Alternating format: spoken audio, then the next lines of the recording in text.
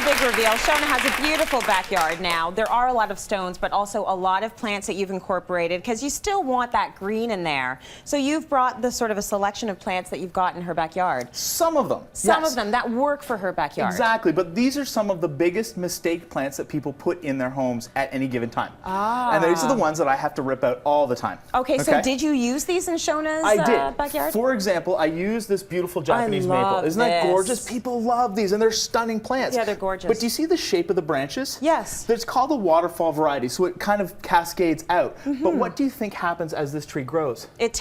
Maybe it can't sustain all of the weeping. It wants to get wider and wider and wider. And people put these in spaces and then say, oh, it's too wide, now I've got to take it out. Yeah. Here's another perfect example. This is one of the most popular grasses of all time. It's called the miscanthus. Yeah. Now, Sheridan Nurseries provided all of these for me so I could show everybody, but this is a great example of a grass that cascades out.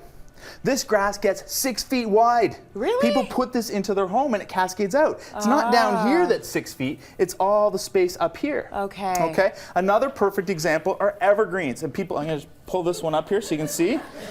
That's how you treat it. Right Absolutely. by the hair. These are junipers. Now, Tracy, I want you to feel the branches on that.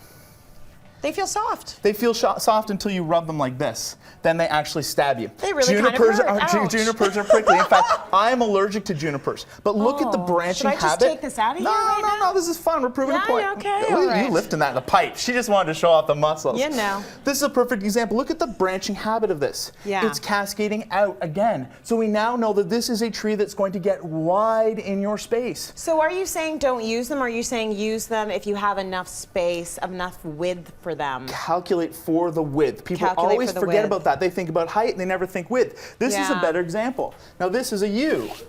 Okay. And yes, this is how we handle plants in the gardening world. Why are they so shocked by that? Every time you pick one out, they're like, oh my goodness, that's so wrong. Now feel this one.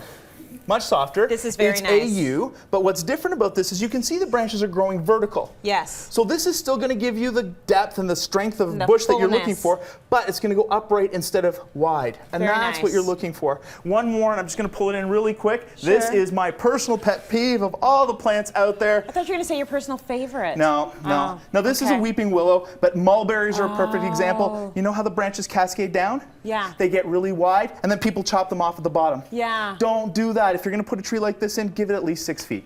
Okay, give it its space. Give it its space. Just know that it's going to be growing in a certain way. Thank you, Carson. My pleasure. Tips.